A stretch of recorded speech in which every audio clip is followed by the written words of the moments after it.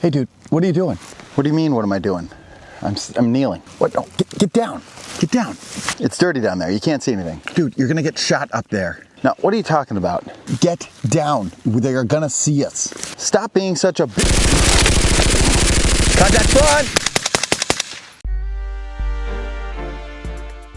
Hey everyone, Dylan Schumacher, Citadel Defense, and we are out here today in the wonderful wilderness getting a bunch of filming done and completed, and today we're going to talk about the prone position. The prone position is a wonderful position. There is one instructor that I really like that I heard say once, I think I read it in one of his books, that the prone position is not an assault position, and so they don't teach that at their school because he's aggressive mindseted, which amen to the aggressive mindseted thing, right? And I think over the years I have come to disagree with that for a couple reasons. First of all, if you've ever done any miles gear training or anything like that, you know that prone position, as soon as you go prone, your probability of survival increases orders of magnitude. You know, it skyrockets. You're much less likely to get hit if you're proned out. It's really hard to shoot someone when they're proned out. Okay, that's one. Even if you can see them, it's hard to shoot them. Two, it reduces your signature. Like, you're much harder to see when you're proned out. They can't find you.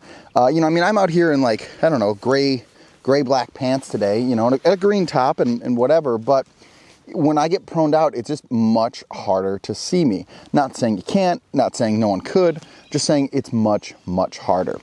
This got driven home to me recently when we were out here for a training exercise with the boys, and we ended up making it our standard SOP, but previously we'd always taken a knee on halts, right? And we decided that wasn't a good idea. And the reason we'd taken a knee is because, I don't know if you can tell, but there's a lot of really tall prairie grass around here, right? So in order to be able to see, you know, which is the natural human inclination, right?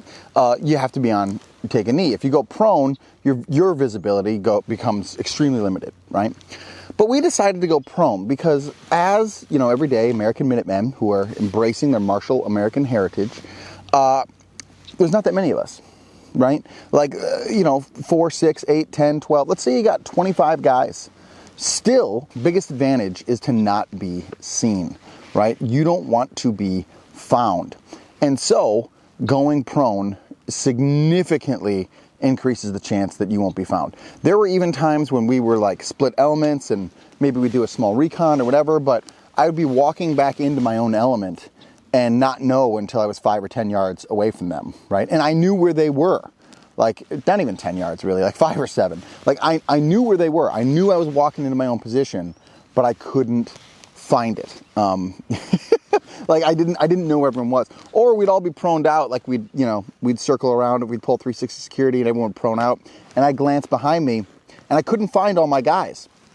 I knew where they were, but I couldn't find them, even knowing exactly where they were because they were proned out, right? So I think it massively increases your survival, both from the perspective of harder to shoot, right? And you can prove that with any force-on-force training, and then harder to see. And you don't even need force-on-force to prove that, right? Like, you can just go do that. So I think really you, me, everyday American Minuteman, need to full-throated embrace the prone all the time, right? And as much as we can spend time in the prone, the better. Now, can you assault from prone? Well, to that, I would say yes, and not based on my experience, but based on the fact that most Eastern armies, China, Japan, have Vietnam, the Vietnamese, right, have done that against Americans for the past 75, I don't know, since the Korean War.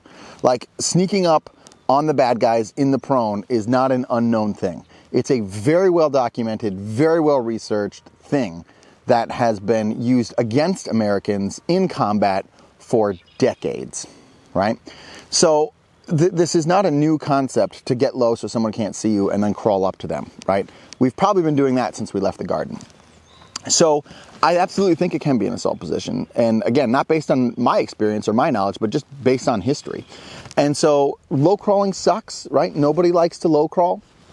But that being said, I think that you need to think through what is my context and what am I trying to accomplish. And in a small Minuteman team where there's only a few of you, your priority is to not be found. And that being your priority, getting prone as often as you can makes sense. Even if you're out in the open, again, tall prairie grass out here, right? Again, really hard to see, really hard to spot. There was that very famous Carlos Hathcock, the Vietnam sniper. I might have got his name wrong. I think it's Carlos Hathcock. And he spent a day crawling into a huge open field to get a shot, took the shot on like a NVA general or something, and then spent a day crawling back, right? He killed the guy. And, they never found him, right? In a wide open field, right? It's wild. So all that to say, it can absolutely be done. It can absolutely be accomplished. And you should utilize the prone more. Make that your SOP in your team to, hey, we are going to be proned out as often as we can. We're not going to take a knee. We're not going to, we're certainly not going to stand, but we are going to get proned out because it increases our survivability as individuals and as a team. Your team won't be found. So that's it. That is my sermon. I hope that is helpful. I hope that gives you something to think about for how you think through your team SOPs and what you want to accomplish. Do brave deeds and endure.